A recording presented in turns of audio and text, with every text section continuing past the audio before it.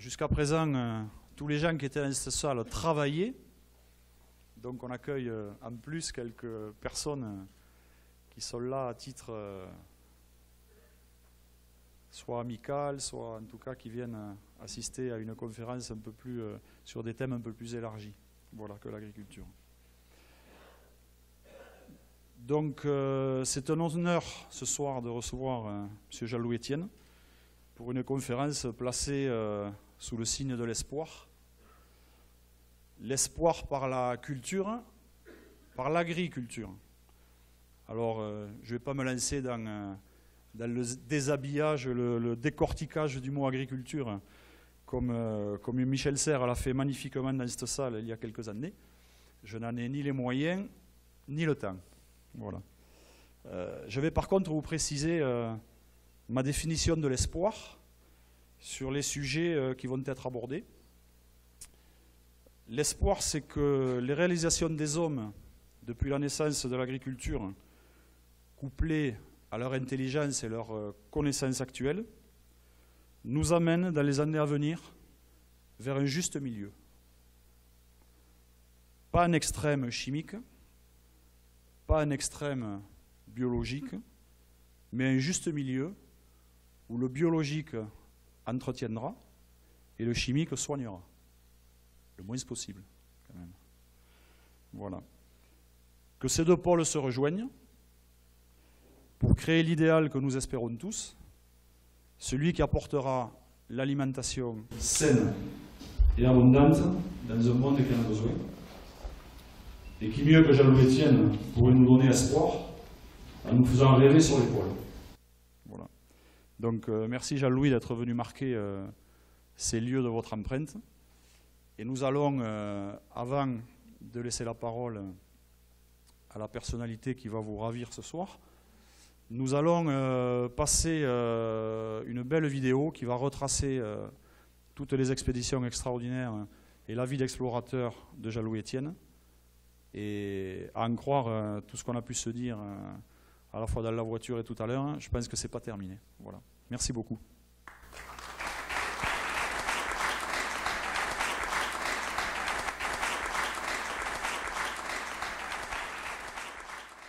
Bonsoir. Bien, donc c'est amusant, je suis ici pas très loin de chez moi, je suis originaire d'un village à côté de Castres et j'ai fait toute ma scolarité, ma formation dans le secteur. J'ai commencé à l'école jusqu'au certificat d'études, j'avais pas une passion pour l'école, donc je suis allé à la fin au certificat d'études, peut-être que certains l'ont fait, on avait des tests d'aptitude psychotechnique. Et donc on déplaçait un stylo avec deux manivelles comme ça, il fallait qu'on suive un S. Donc je l'avais bien fait à peu près, donc on a dit ajustage sur métaux. Et donc je suis allé au collège technique de Mazamet, au lycée technique de Mazamet, donc j'ai fait une formation de tourneur-fraiseur, donc d'ajusteur. J'en ai discuté tout à l'heure avec quelqu'un qui a la même formation, on avait ce geste-là. C'est-à-dire la première année, on passait son temps à râper avec une lime sur un morceau de métal. Enfin, c'était le début de la formation. Et j'ai eu la chance à ce moment-là d'être plus intéressé par ce que je faisais. Et j'étais orienté vers le bac. Et tout d'un coup, le bac, c'était un truc que je n'avais pas imaginé. Avoir le bac, c'était tout d'un coup une ouverture sur plein de possibilités. Et j'aimais les sciences de la vie, personnellement. J'aimais la biologie, j'aimais ça. Et j'ai décidé de faire médecine. Il y avait un engagement social que j'aimais bien. Et donc, je suis parti faire médecine à la fac de Toulouse. Et bon, ensuite, j'ai progressé là-dedans. J'étais interne en chirurgie. Et j'aimais l'os, tout ce qui est orthopédie, les articulations. Et en fait, si vous voulez vous faire opérer d'un genou, prenez un bricoleur. C'est beaucoup plus... Mec, il faut avoir du doigté. Et en fait, j'ai retrouvé en chirurgie les mêmes gestes avec... autant de précision. Quand vous faites de l'orthopédie, on fait des gorges, on met des vis, des plaques, des broches. Donc c'est un travail extrêmement manuel. J'ai aimé ça. Mais j'avais toujours au fond de moi une vieille envie d'expédition. C'était quelque chose qui me passionnait depuis petit. On avait à la maison quelques magazines qui s'appelaient l'Illustration. C'était un ancêtre d'une sorte de National Geographic français. Et il y avait toujours des images d'expéditions qui partaient avec des porteurs à la découverte d'eux. Et j'aimais cette idée. Et en fait, la médecine a été pour moi un passeport pour l'aventure. J'ai commencé à être médecin d'expédition, ça a été un peu évoqué. J'ai fait la course autour du monde avec Eric Tabarly. J'étais médecin dans de nombreuses expéditions en Himalaya, en Patagonie. Donc j'ai fait beaucoup de choses comme ça pendant presque 10 ans. Et entre les expéditions, je faisais des remplacements de médecins pour gagner ma vie. Entre autres, je remplaçais le docteur Alran Mazamé. Je n'ai remplacé, ce sont devenus des amis, donc j'en ai remplacé à Toulouse, un peu partout. Donc c'était mon gisement financier. Je remplaçais les médecins et après je partais en expédition. Et arrive 40 ans, je rentrais de l'Everest et on ne gagnait pas sa vie dans ces trucs. Et donc je me disais, il faut maintenant peut-être que je m'installe quelque chose. Et je me suis dit, avant d'aller m'installer, parce que je croyais que j'allais faire ça, je vais faire ma propre expédition. Et comme ça, j'ai été au pôle Nord. J'ai décidé d'aller au pôle Nord. C'était un truc qui m'allait bien, le pôle Nord. Bon, j'avais navigué avec Tabarly, j'avais été en Himalaya, mais je n'étais pas un super alpiniste ni un super navigateur. Mais par contre, j'étais un super campeur.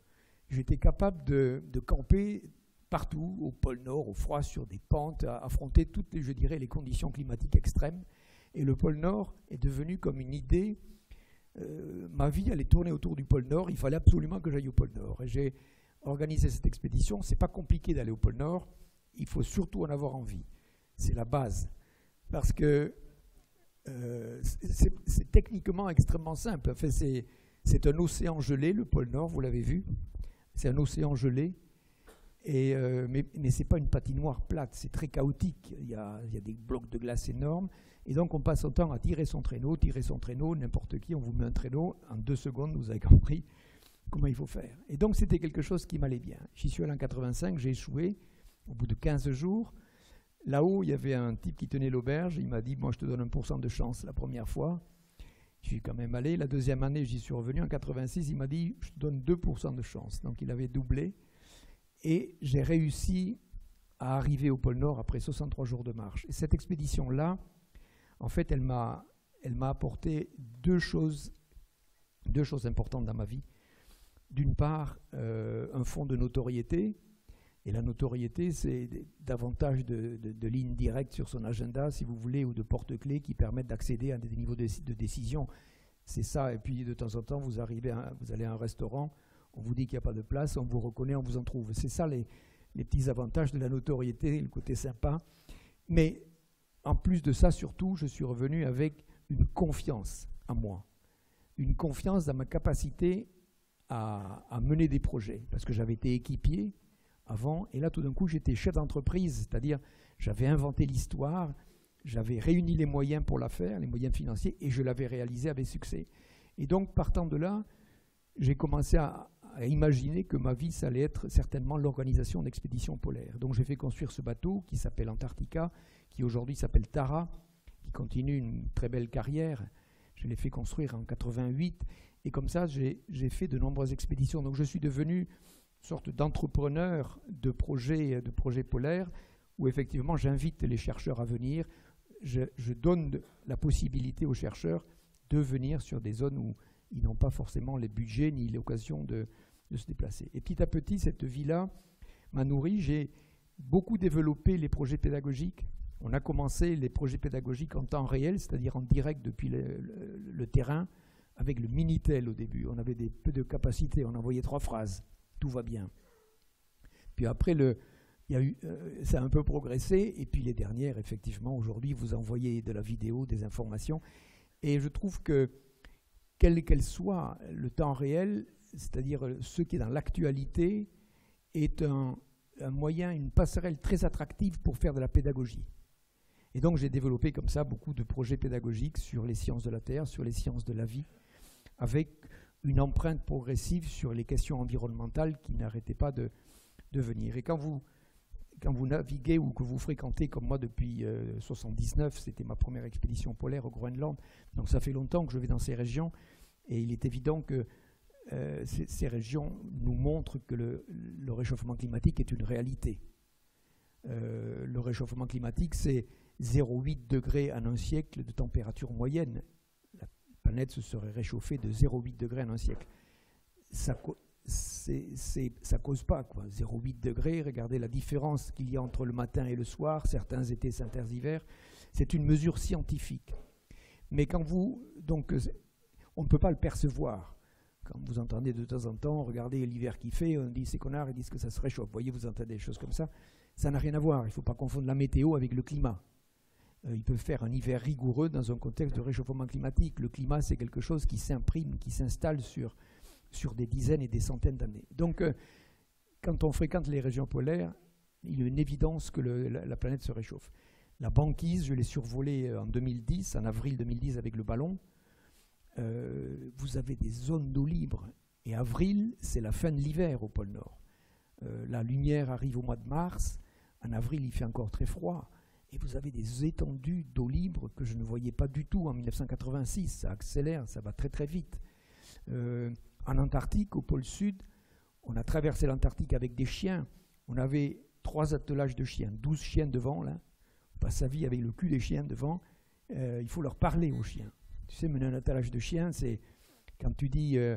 alors d'abord, tu les diriges. Chi, chi, chi. Ça veut dire à droite, cha, cha. Enfin, ils ont appris comme ça, cela. Et chi, chi, chi, cha, cha. Donc il faut les diriger et les encourager. Le chien a besoin d'être encouragé. Alors, tu dis good dog. Parce que, bon, c'était un attelage qui était aux États-Unis, avec un copain américain, dont on leur parlait en anglais. Good dog Chinook. Alors Chinook, c'est un des chiens, mais quand vous dites good dog Chinook, il y a les autres qui se retournent, et moi alors. Et donc, il faut, un après l'autre, les encourager, leur dire good dog. Donc, ce sont des chiens dont il faut prendre soin en permanence pour les faire marcher. Et comme ça, on a traversé tout le pôle Sud. Ça a duré 7 mois. C'est une grande bambée, quoi. Hein. Et aujourd'hui, on ne pourrait plus refaire l'intégralité de cette expédition. Parce que les 600 premiers kilomètres de glace qui sont accolés à la péninsule antarctique, la péninsule, donc c'est un appendice comme ça qui sort de l'Antarctique en direction du Cap Horn, il y a accolé donc une grande plaque de glace, un ice shelf, on appelle ça une étagère de glace. Les 600 premiers kilomètres ont disparu.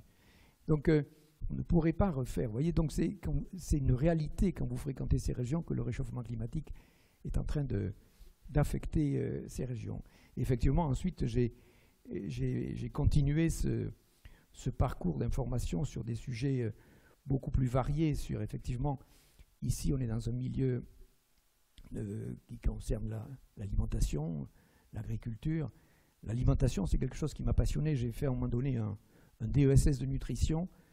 Les premières expéditions que j'ai faites en Himalaya m'étaient rendu compte que les types, ils bouffaient du saucisson. Enfin, c'est bien le saucisson, mais c'est pas ce qu'il y a de plus énergétique quand on fait un effort. Et donc, je me suis rendu compte de la pauvreté culturelle en matière de nutrition de ces projets. Et donc, à la fac à Toulouse, j'ai fait un DESS de nutrition. Et donc, c'est comme ça que j'ai commencé à m'intéresser à la qualité alimentaire et à essayer de faire des progrès. Aujourd'hui, les alpinistes sont devenus des athlètes de haut niveau, un peu comme dans tous les sports. Tous les sports aujourd'hui font extrêmement attention à ce que l'on mange parce que c'est extrêmement important de bien s'alimenter. Et donc, l'observation que l'on fait sur l'empreinte de l'homme sur notre planète, là nous avons des spécialistes de la biodiversité, je trouve qu'on a quitté l'écosystème Terre. On n'est plus dans l'écosystème Terre. Si vous voulez, parlons d'avant l'arrivée de l'homme. Donc il y avait sur Terre des animaux, des espèces animales, des espèces végétales. Et les animaux, bien sûr, proies et prédateurs, se mangent entre eux, se chassent, etc. Mais pendant toute la vie, l'animal ne va pas changer d'outil. Ses besoins sont identifiés par les autres espèces, on sait ce qu'il mange, on sait comment il se défend, on connaît le risque. Et toute la vie de l'animal, il ne va pas changer, il ne va pas... je ne sais pas, un oiseau ne va pas acheter un nouveau GPS pour rentrer à la maison, vous voyez, et donc, il faut bien se rendre compte qu'il y avait cette évolution lente, espèce de chose immuable, mais qui se faisait très très lentement. Et tout d'un coup, arrive l'homme, qui pour moi est un mutant surdoué. On est des surdoués quand même par rapport à l'animal. Je parle de notre capacité, là je vois qu'il commence à secouer la tête. L'animal est très intelligent, je ne veux pas dire ça, mais l'animal, il ne va pas évoluer dans les sphères effectivement scientifiques et techniques sur lesquelles... Et nous avons créé des outils extrêmement prégnants sur cet écosystème. Et donc l'écosystème Terre, ça fonctionnait avant nous. On va dire qu'il y a un triangle, ça fonctionne. Il y a ce qu'on appelle la production primaire. Tout le monde la connaît, c'est le ver, que ce soit le ver sur l'océan avec le phytoplancton, le ver des campagnes, le ver des bois, ça c'est la production primaire. Ensuite, vous avez les consommateurs, production primaire, les consommateurs qui sont végétariens ou qui soient carnivores. Et puis, extrêmement important, les recycleurs. Et les recycleurs qui font en sorte que toute cette matière organique, qu'elle soit animale ou végétale, la transforme en matière minérale et qui va revenir dans le cycle de l'écosystème Terre. Donc ça fonctionnait comme ça avec un équilibre qui évoluait, mais extrêmement lentement. Et l'homme arrive effectivement avec des outils très forts. Il commence à affecter sérieusement la production primaire. On touche au verre d'une manière... Bon, enfin, on est face à des spécialistes dans une maison qui connaît ça. Donc, la production primaire, on l'a prise en main, on va dire. Ensuite, deuxièmement, les consommateurs. Là, on a de l'appétit. On a un appétit féroce. Et donc, on puise effectivement toutes ces ressources, on mange énormément. Ça encore, on peut arriver avec l'éducation, on se rend compte qu'avec l'éducation, on peut devenir des consommateurs de plus en plus attentifs, de plus en plus intelligents, en faisant attention. Mais là où on est mauvais, c'est le troisième angle du triangle, c'est les recycleurs. Là, on est nul. On est de piètres recycleurs, c'est-à-dire on se met au banquet de la nature, on bouffe, mais on ne débarrasse pas la table, quoi, hein. Donc, l'avenir du retour dans l'écosystème Terre, il est effectivement continuer à prendre soin de la production primaire, être des consommateurs le plus attentifs et intelligents possible, et surtout de revenir des bons recycleurs, de manière à ce que tout ce que l'on met en œuvre puisse être repris. C'est ce qu'à la fin de ce petit film, je parle que c'est important, il faudrait, par l'éducation, arriver à ce que j'appelle le gène environnemental. C'est-à-dire que les jeunes qui sont là, qui nous écoutent et qui sont formés aujourd'hui, les enseignants sont au fait de ces questions-là, ils en parlent à l'école, on en parle à la maison. Le gène environnemental, c'est tout d'un coup avoir ce réflexe que chaque chose que l'on fait, on se dit quel est l'impact, est-ce que je suis bien dans un cycle de production vertueux, et c'est quelque chose qui va venir. On évoquait tout à l'heure en venant dans la voiture, on est passé à Mazamet, on a évoqué le passé de Mazamet. Moi, j'étais donc en pension au collège technique, on ne pouvait pas ouvrir les fenêtres. Il y avait des jours où l'Arnette, c'était terrible, quoi, hein. Donc, on balançait tout ça à la rivière. Après, ça partait à Groyer, donc là, on balançait tout le chrome et tous les trucs à la rivière. Les ruisseaux étaient noirs. Heureusement, c'est arrêté. J'ai des souvenirs. J'avais 10 ans, j'habitais à Vielmur, c'est un petit village à côté de Castres. Et l'été, à un moment donné, on nous a interdit de nous baigner. C'était terrible, c'était notre terrain de jeu, c'était notre piscine, c'était là qu'on s'amusait, on faisait des radeaux avec des pneus, enfin, et tout d'un coup, non, les enfants, vous ne pouvez plus aller jouer, c'était l'époque où effectivement on me déversait. Bon, aujourd'hui, il est évident que tout ça, c'est impossible, donc on a quand même fait beaucoup de chemin depuis cette époque-là, et donc restons effectivement attentifs, et donc c'est difficile d'appréhender tout d'un coup une évolution environnementale, mais gardons en tête ce petit triangle, et chaque fois qu'on met en œuvre quelque chose, regardez si on respecte bien ce cycle de l'écosystème Terre, ou ce triangle, en fait c'est un cycle. Donc nous avons quitté ce cycle et on est devenu elliptoïde, c'est-à-dire qu'on a de plus en plus d'appétit, on crée des besoins, et puis surtout, la démographie est galopante. Donc on est sorti de cet écosystème cyclique qui était l'écosystème Terre, pour effectivement, on satellise de plus en plus, avec un élargissant notre cercle de prédation. Et donc, l'avenir, c'est de revenir effectivement le plus possible vers ce cercle vertueux de l'écosystème Terre. Mais c'est passionnant. C'est passionnant, et ici, je sais qu'on est devant un parterre d'industriels qui sont investis là-dedans, et en discutant, je me rends compte avec Frère Sidney que c'est important, et combien il y a de l'attente aujourd'hui. On le voit très bien. Il y a une attente, il y a un appétit qui n'est pas souvent canalisé, parce que la parole est souvent donnée à des personnes qui sont des bons orateurs, qui sont politisés souvent et qui suivent des mouvements très idéologiques, qui sont embrigadés souvent et à qui on donne souvent la parole, et qui nous éloignent de temps en temps des réalités, parce que les réalités sont lentes. Et donc c'est cette patience qu'il faut conserver, avoir, mais il ne faut pas lâcher. Et le message donc, que je donnerai là devant vous, c'est celui dont je parle dans le film, c'est persévérer. Quand on a un truc en tête, quand on sait que c'est bon, que c'est bon pour l'avenir, que c'est bon parce que ça plaît. Quand on a cette idée-là, quand on va travailler, quand les lundis ressemblent à des vendredis, vous voyez ce que je veux dire, on y va avec plaisir tout le temps, on est sur un bon chemin. Mais même sur un bon chemin, la vie est faite de seuils à passer, des seuils techniques, des seuils humains, et essayer de ne jamais s'arrêter au pied du mur. Et on le voit bien, on décide de faire quelque chose. Jouer de la guitare. Tu as envie de jouer de la guitare, donc on va t'acheter une guitare, tu vas commencer à faire des accords, et miracle, en faisant 3 accords, on peut chanter un truc. Bon, mais il y a un mec qui arrive qui est un peu meilleur, on est largué. Donc il ne faut pas se décourager. Tout d'un coup, on va se dire, on va commencer à travailler son truc, et puis à un moment donné, on se rend compte que, tac, on passe un seuil. On s'en rend compte avec les langues étrangères, souvent. On commence à apprendre l'anglais, on se trouve avec des anglais, on ne pompe rien. On avait l'impression de tout savoir. Entre parenthèses, une petite histoire. Je vais vous raconter donc mon prof d'anglais du collège technique. Je pense qu'il n'avait pas dépassé le nord du département dans sa vie. Il avait été formé à Réalmont. Réalmont, c'est au milieu du département. Voilà un cours d'anglais au collège technique. C'était A cat is an animal. Alors c'était repeat after me. A cat is an animal, a cat is an animal, a cat is an animal. Bien. Forme interrogative. Is a cat an animal? Is a cat an animal? Eh bien, yes!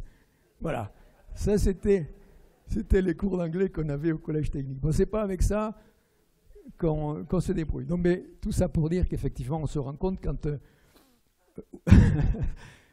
eh bien, yes. Ben, c'était comme ça que j'ai appris l'anglais. J'ai fait des progrès depuis. Hein. Mais on part avec des mauvaises bases quand même. Hein. Et...